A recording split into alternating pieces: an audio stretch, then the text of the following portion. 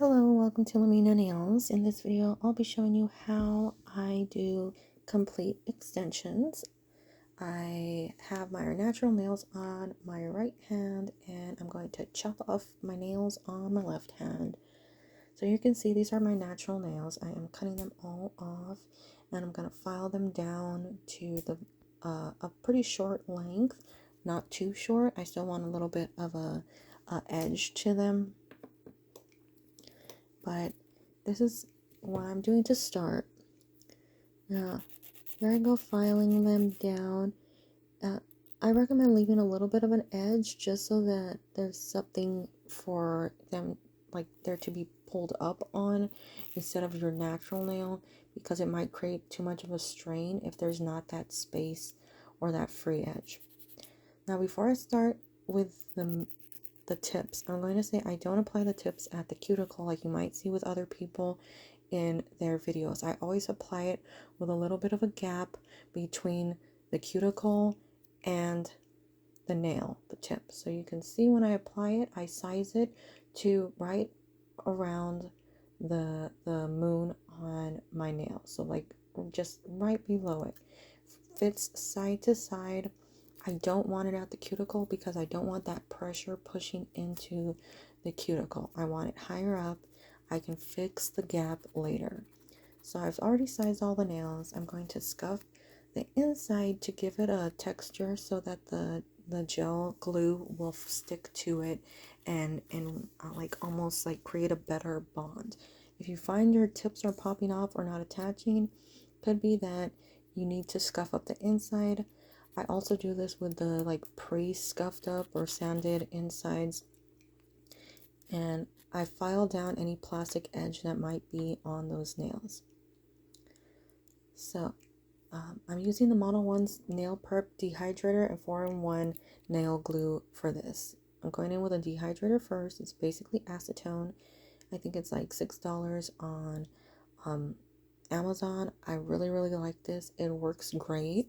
I seem to have these extensions last until my nails grow out, so like a couple months.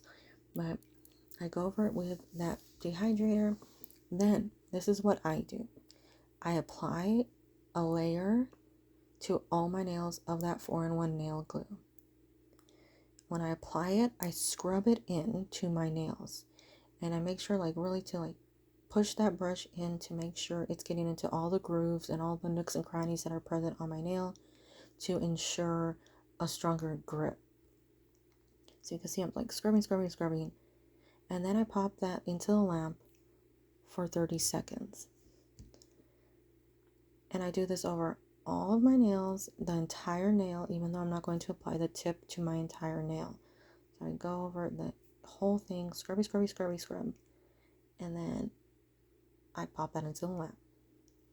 Now to apply the tip, I once again apply a layer to my nail of that 4-in-1 nail glue, and then only in the area that I'm applying the tip. Then I go and apply the glue in the nail tip, also scrubbing into those nooks and crannies I created. And then I add a little extra at the cuticle area or that end of it to make sure that there's enough to stick to the nail. I line it up where I want it, and you can see I don't go all the way to the cuticle. And then I hold it in place, and I use one of those handheld lights to put it in or to keep it in place for the time being. So 30 seconds with that handheld lamp, and then I do, once I'm completed like with all the other nails, I put them, that completed set, into the lamp for a full minute. So just 30 seconds to hold it in place, check the sidewalls, check everything, and then I put the entire set into the lamp. So here you can see there's still that gap, right? The gap I was talking about. I take the Model 1's glossy top coat. You can use a base coat. You can use a reinforcement gel. And I flood that gap. Very careful not to go into the cuticle, of course. But I flood it so that I fill in that gap as much as I can. It doesn't have to be perfect because we're going to file during the next step. But here you can see I'm just pushing as much into there as I need in order to get it flush with that gel extension. You can see from that side angle, you cannot see that gap anymore. So pop that whole set into the lamp for a full minute too. I do a quick cure with the handheld, but then into the lamp. So this is the most important part. When you're filing these things down and you want them to look natural, focus on the sides of the nails. Get those as flat and as flush with your natural nail as possible. Same thing around the cuticle. Make sure that those are as flush with the cuticle as you possibly can get. You want them flat. And this is to create a smoother nail and a more natural shaped nail, but also it's going to reduce that sort of bulbous shape that some of these tips can create at the free edge. Sometimes they bulge out or they create this almost like domed look, which is not really desirable and what makes them look more like unnatural in a way. So I shape that whole nail, buff it down, make sure it's what I want it to be, and I check the cuticle area, check everything just to make sure it is shaped right. And here I will apply a top coat so you can see what I'm talking about. But here it is. It's filed down, it's flush, it's got a nice dome to it, it's got a nice strength, so it won't bend back and hurt me. And if anything, it won't hurt the cuticle area. So that area is still safe because it's only that top coat, not the actual gel tip. So of course you can just leave it there and leave them as long as you want, but I'm going to cut them to match my other hand. And here I've sped it up because I'm just filing down my nails.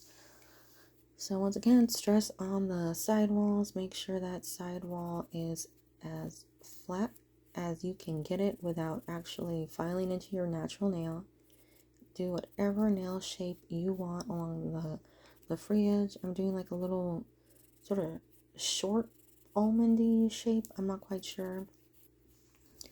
Also focus on that cuticle area just to make sure it's smooth and you've got a really good shape to it. You always want a little bit of a dome to come up off the nail, but that's just to create a reinforcement so it's not weak.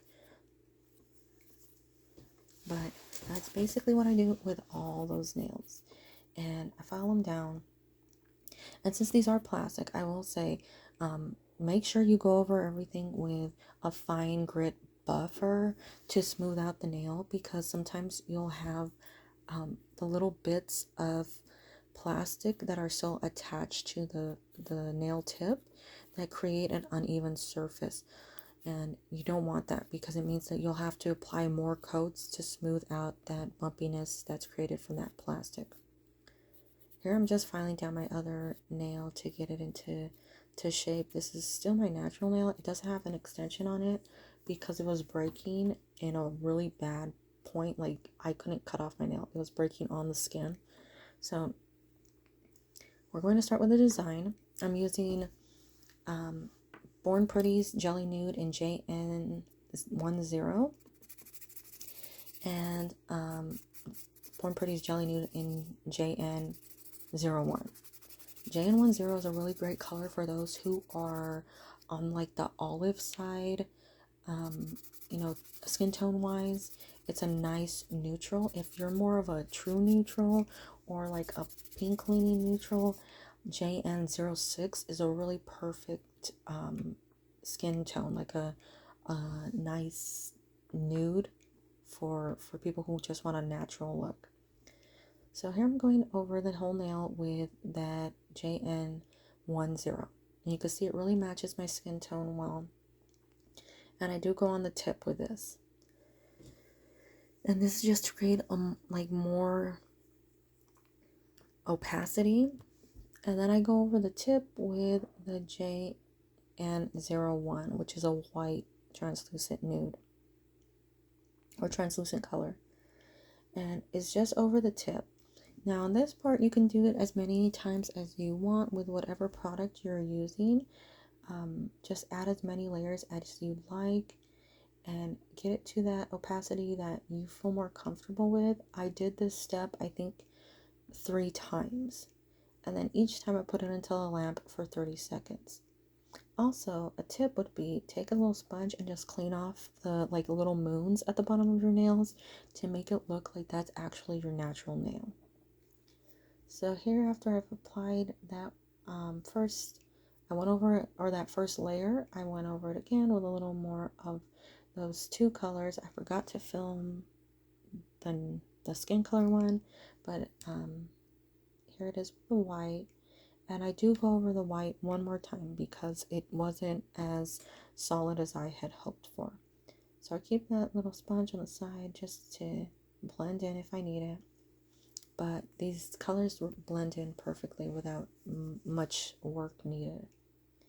So here's the last layer that I applied. You can see that the middle finger is still a little bulbous because I didn't file that down well enough.